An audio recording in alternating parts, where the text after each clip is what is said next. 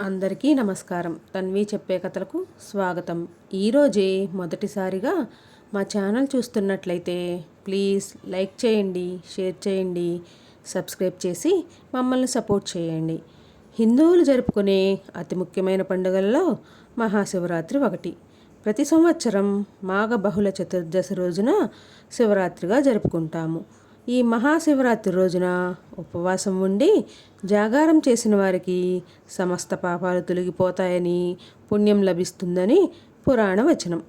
ఈరోజు ఉదయాన్నే లేచి తలస్నానం చేసి పూలు ఫలములతో శివుణ్ణి పూజిస్తే ఆ మహాశివుడి సంపూర్ణ అనుగ్రహం లభిస్తుంది.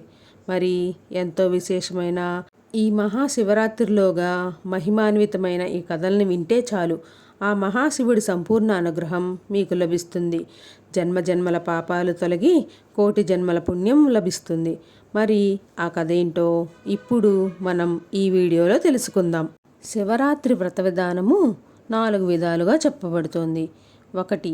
ప్రతిరోజు రాత్రి ఈశ్వరుడిని 4 జాములు పూజిస్తే దాన్ని నిత్య శివరాత్రి అంటారు.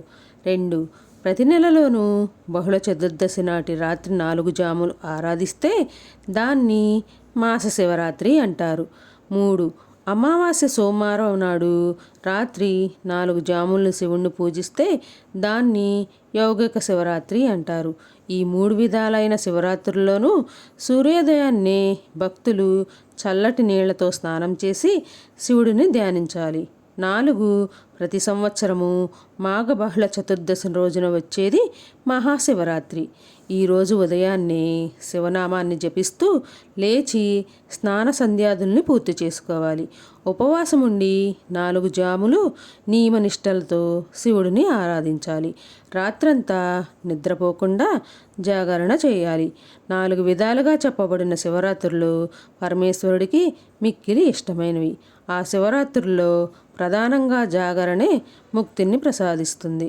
ఈ విధంగా శివుడిని రాత్రంతా ఆరాధించి మరునాటి ఉదయం స్నాన సంధ్యాదులు పూర్తి చేసుకొని శివభక్తులైన బ్రాహ్మణులకి భక్తితో భోజనం పెట్టి తర్వాత తాము తినాలి.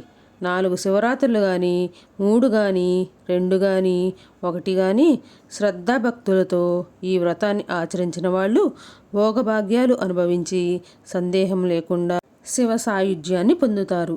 ఈ శివరాత్రి వ్రతాన్ని బ్రహ్మ, ఇంద్రుడు, విష్ణువు ఆచరించి గొప్ప గొప్ప పదవుల్ని పొందారు. కొంతమంది బృందారకులు ఈ వ్రతాన్ని ఆచరించి ఉన్నతమైన గణాధిపత్యాన్ని పొందారు.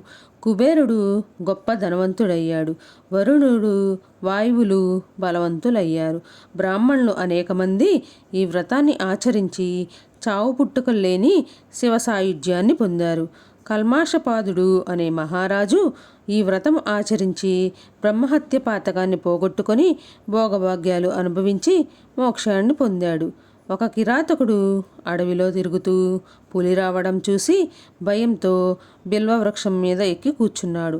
చెట్టు కిందే కూర్చొని కిరాతుడు కోసం చూస్తున్న పులి చీకటి పడినా అక్కడి నుంచి కదలలేదు.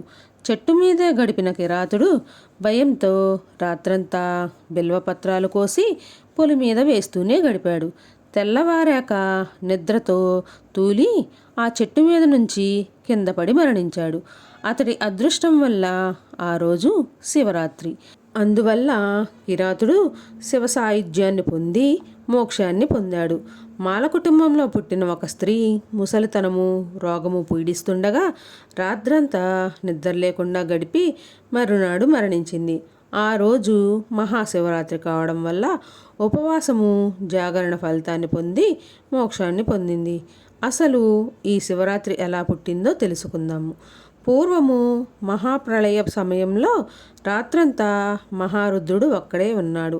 64 కళలతో ప్రకాశించే సాక్షి స్వరూపిణి జగదంబ తన మనసులో శివుడిని ధ్యానిస్తూ ఆ రాత్రంతా గడిపింది. తరువాత శివుడికి నమస్కారం చేసి, నాదా, ఈ రాత్రి మొత్తం నిన్నే ధ్యానిస్తూ ఉన్నాను కనుక దీనికి నీ పేరు మీద శివరాత్రి అని పేరు కలిగెట్టు. ఇదే విధంగా ఎవరైతే 4 జాములు నిద్ర లేకుండా నిన్నే పూజిస్తారో ఆ పుణ్యవంతులకి కోరికలన్నీ నెరవేరి మోక్షాన్ని పొందేట్టు వరం కావాలి అని ప్రార్థించింది. జగదాంబ కోరికను విని శివుడు చిరునవ్వుతో అంగీకరించాడు. ఉమామహేశ్వరుల కుమారులైన గజాననుడు, షణ్ముఖుడు, మహాప్రథములు, నందీశ్వర భృంగీశ్వరులు, మహాకాళి మొదలైన వాళ్ళందరూ ఈ శివరాత్రి వ్రతాన్ని ఆచరించారు. విష్ణుమూర్తి, బ్రహ్మలు ఒకళ్ళతో ఒకళ్ళు వాదించుకొని తేజోలింగం యొక్క మొదలు చివర్లు చూడలేక తిరిగి వచ్చిన రోజుని కనచ్చశివరాత్రి అంటారు. ఆ రాత్రి శివుణ్ణి పూజించి ఆయన్ని దర్శించి కావలసిన వరాలు పొందారు.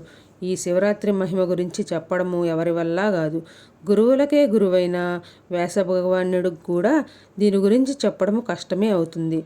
సనత్కుమార మహర్షి ఒక్కడే చెప్పగలడు.